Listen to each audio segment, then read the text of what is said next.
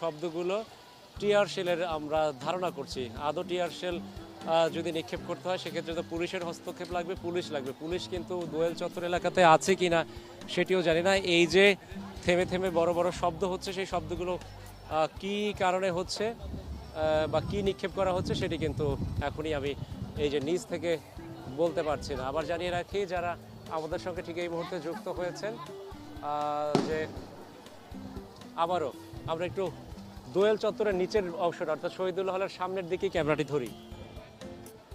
আবারও দেখতে পাচ্ছি দোয়েল চত্বর থেকে বড় যে অংশটি এসেছে সেই অংশটি। এবার দেখি একটু অ্যাম্বুলেন্স, এই ভীতিকর পরিস্থিতি, এই সংকটময় পরিস্থিতির ভেতর থেকেও জরুরি সেবা দেওয়ার জন্য অ্যাম্বুলেন্স এগিয়ে যাচ্ছে।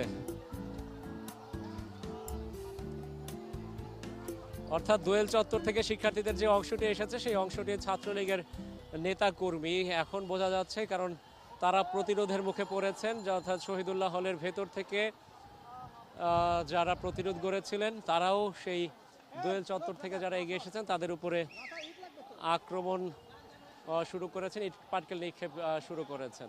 পরিস্থিতি এখনও নিয়ন্ত্রণে আসেনি, পরিস্থিতি এখনও নিয়ন্ত্রণের বাইরে। আবার নিয়ন্ত্রণের বাইরে বলে কে নিয়ন্ত্রণ করবে সেটিরও কিন্তু কোনো কেউ নেই। কে সামলাবে এই অস্থিরতা, এই অরাজক পরিস্থিতি কে সামলে নিবে তেমন কাউকেই আমরা মাঠে দেখতে পাচ্ছি না। নেই শিক্ষকদের পক্ষ থেকে কেউ, নেই আইন শৃঙ্খলা রক্ষাকারী বাহিনীর পক্ষ থেকে কেউ। এখন আমাদের পেছন থেকে এখন ঢাকা মেডিকেল কলেজ হাসপাতালের দিকে এগিয়ে যাচ্ছে এবং অ্যাম্বুলেন্সটি কালো গ্লাস দিয়ে ঢাকা হলেও কিছুটা যা দেখা গেছে তাতে আমি একজন রোগীকে দেখতে পেয়েছি অ্যাম্বুলেন্সে শোয়া অবস্থা, এবং তাদের স্বজনকেও দেখতে পেয়েছি।